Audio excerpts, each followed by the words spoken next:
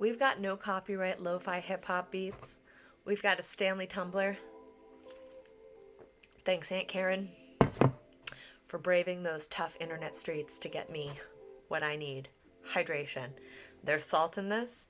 If you're a spoonie, you know you need extra hydration. Keeps you upright. Also got a cup of green tea, so you might see me sip that. But I'm here to introduce myself. I'm Tori B, creator at large, here to offer you my visual resume, a little experiment that I'm doing. And I'm going to pull it up and we're going to read from the document. So please enjoy the background music, and we'll see how this turns out. Hi, I'm Tori B.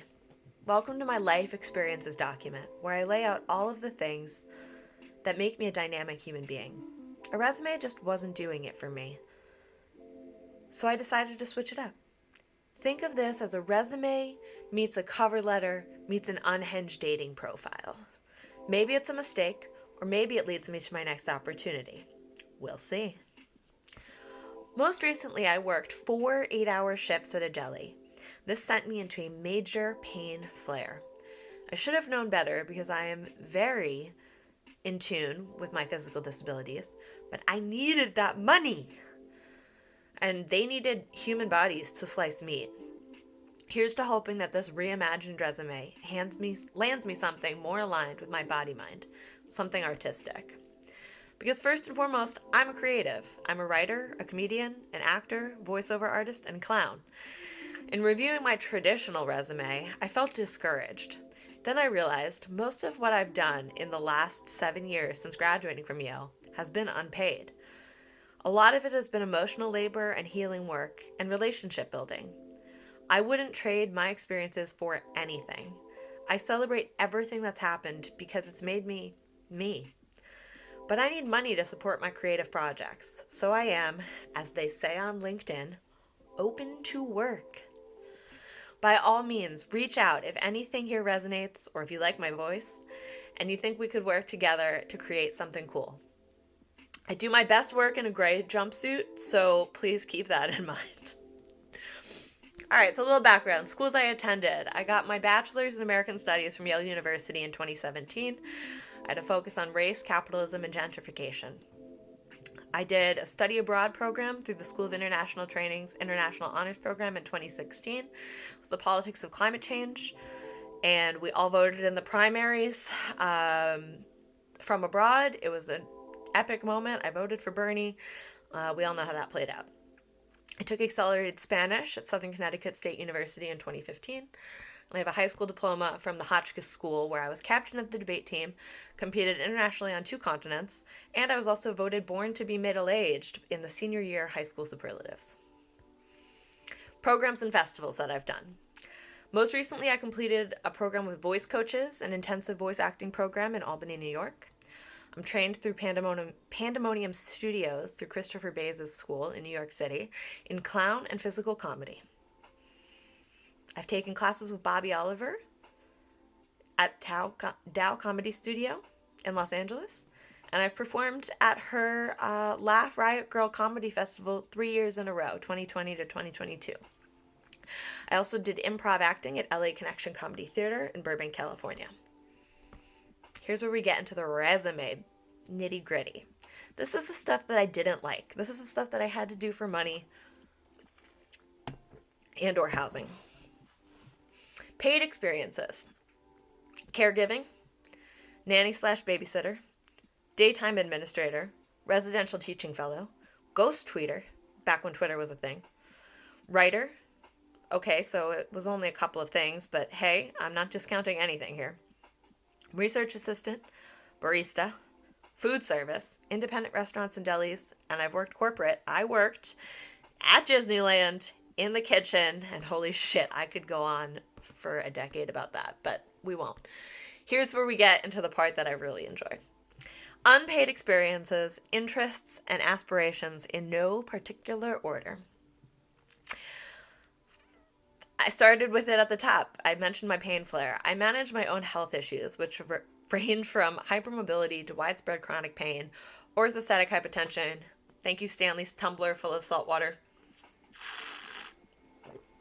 migraines, and more.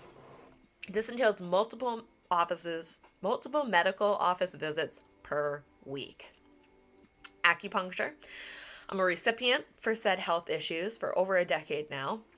I also took one semester of traditional Chinese medicine school and decided it was not for me. I don't want to be a doctor. But I did train last year as an acu-detox specialist, so I can do auricular points in the ear, known as the NADA protocol, which is used for trauma, mental health issues, and an alternative to substance use. I work at my local clinic as a volunteer, and I also volunteer at an amazing and revolutionary place called On Point in Harlem. You should check it out. I started meditation in college, and I never stopped. I do it solo and in groups. For exercise, I do Tai Chi, Qigong, and swimming. I regularly attend peer support groups focused on bipolar and harm reduction. Using harm reduction, I have eliminated tobacco and alcohol from my systems. I study and consume comedy in all its forms. I've performed stand-up comedy in 4 states so far and would love to do them all. Clowning has my whole heart. Let's be real. I quit smoking so that I'd have a better lung capacity with which to clown. I would love to do Clowns Without Borders one day. That is an aspiration of mine. I extricated myself from an abusive relationship after a few tries. That shit is not for the faint of heart.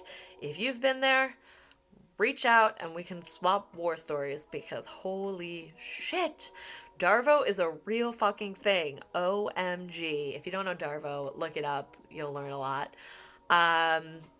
In the midst of one of those relationships, I drove across the country 3 times in 1 year, the country being the United States of America, what we're calling it right now in 2024.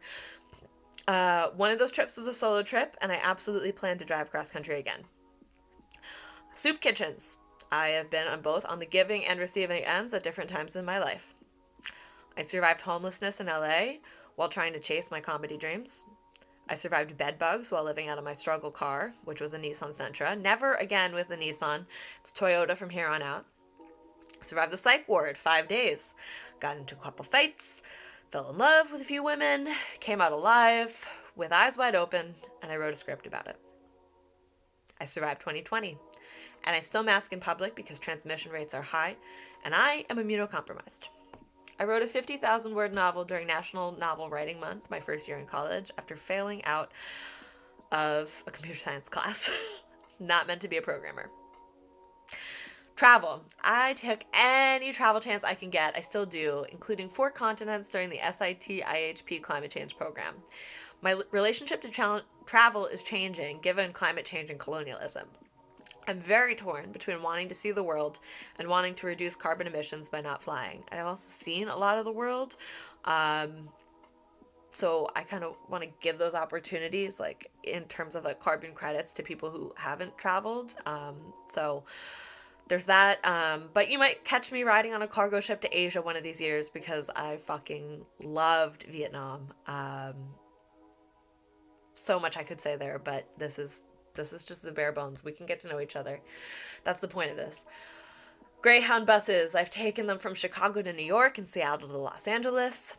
It's not glamorous. It's not comfortable. But the most interesting people ride the bus.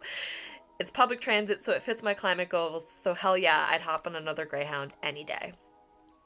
I've drafted a business plan for a community housing project catered to women with chronic illnesses and disabilities. It's called The Haven. You can check it out on my Substack. I will see it to its fruition. I moved in with my grandma in 2020, reconnected with my faith, and laid down roots in Dutchess County. I want to be bi-coastal, but New York will always be home. And so many more experiences I've had in this wonderful 30 years of living. But most importantly, I've fostered relationships. People I met at open mics became my literal family. Women I met on peer support groups became my closest confidants. Neighbors turned into friends, turned into comrades. On the flip side, I've also experienced a lot of breakups with friends, lovers, and jobs and gigs. A lot of breakups with jobs and gigs. It's hard for me as a gregarious Gemini to recognize that not every relationship is going to be there forever. People come in and out of our lives for a reason, like tides and seasons. If you've listened and watched this far, thank you. If you'd like to hop on ride into this next season with me. My contact info is linked. Let's play. Peace.